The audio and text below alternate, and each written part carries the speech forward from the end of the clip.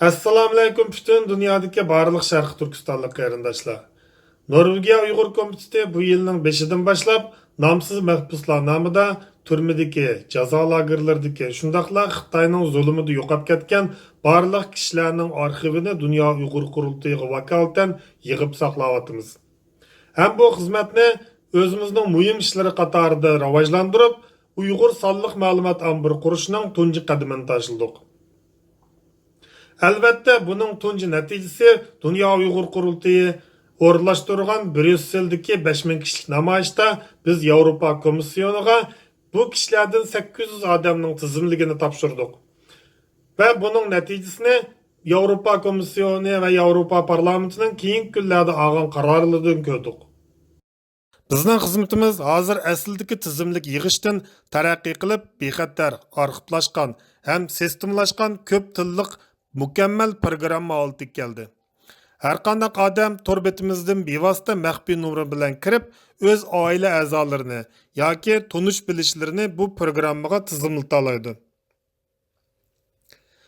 Sistemimiz bexatarlikni ko'zda tutib, kundalik to'plangan tizimlikni shu kuni to'rga ulanmaydigan saqlash ombiriga o'tkazadigan bo'lib, bu orqali siz va oila a'zolaringizning uchurlarini oshkorlanib ketishidan butunlay xotirjam bo'lsangiz bo'ladi. Ta'minlagan arxiv ma'lumotlari Dunyo Uyg'ur qurultayi orqali kishilik huquq organlari yoki har qaysi davlat organlariga Xitoy yo'shirayotgan jazo lagerlarini fosh qilishga dalil isbot to'plash, shundaqla hozirgi Uyg'urlar uchrayotgan irqiy qirg'inchilikqa dalil isbot qilish uchun ta'minlandi. Ham agar siz ruxsat bergan ahvolda ta'minlagan kishilarning surati namoyish va ko'rgazmalarda ishlatildi.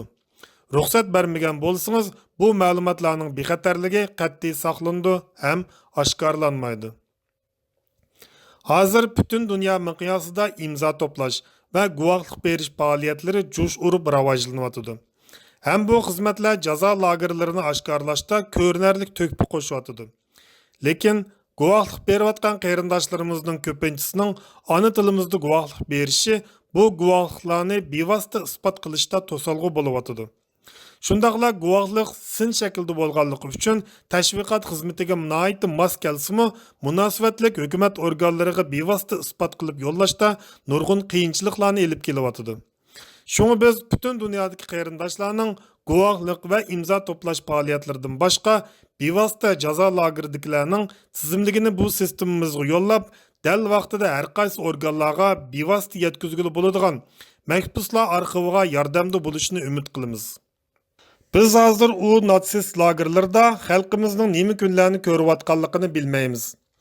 Qanchalik Uyg'urlarning nimalarga tajriba qilinayotganligi, yana qanchalagan norisidlarning nalarda sarson sargardan yurganligi bizga noma'lum. Yaqinda yana jazo lagerliklari turkumlab Xitoy o'lkalariga yo'tkilyapti. Hozirgi soni balkim necha yuz mingga yetgan bo'lishi mumkin. Ham bu sonning davomli o'rilishi aniq. Bu kishilarning tizimligini hozirdan boshlab ching tutib barliq kuchimiz bilan yig'ishga tirishmasak, ular balki mushbeti iz daraksiz g'oyib bo'lishi mumkin. Hozir Xitoy hukumati bundaq bir jazo lagerlarining borligini tenib olayotgan bir paytda har bir Uyg'urning bu lagerlardagi o'z tunuydigan har qanday bir odamni oshkorlash majburiyati bor.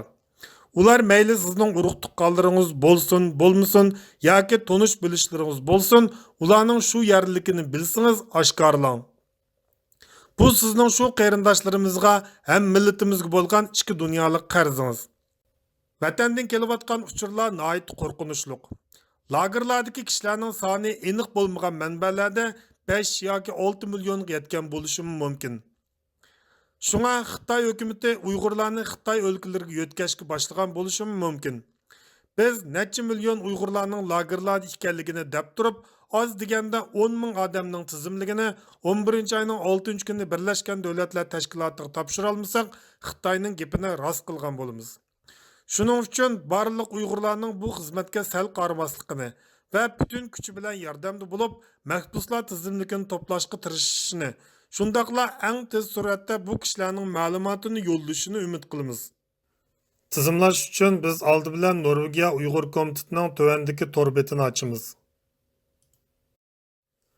Va bu o'rinni besib, tizimlash jadvaliga rasmiy kiramiz. Siz jadvalga oldi bilan tutilg'uchining ismi, familiyasi, er, ayol jinsi, shundoqla tug'ilgan yil, oy, kunni tafsiliy to'ldirasiz.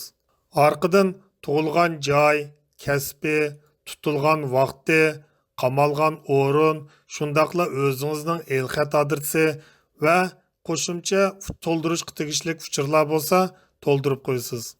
Oxirida bu o'rinni besish orqali tutilg'uchining suratini qochilsaq bo'ldi. Surat tutilg'uchining bosh surati bo'lsa, eng muvofiq. Aziz qarindoshlar, bizning sukutda jim turishimiz zolim Xitoy hukumatiga yordam qilishdan boshqa narsa emas.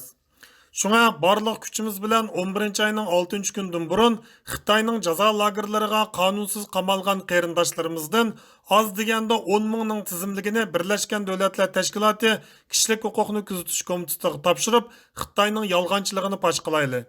Bu bizning hozir qila oladigan ham hammamizning qo'ldan keladigan ish. Bu fursatni ching tutayli.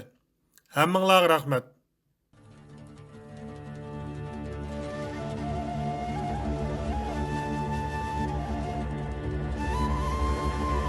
Sultan bulup han ötken, Uygurum sen cahanda, Alem şahit bolganti, sen tarihni yazganda.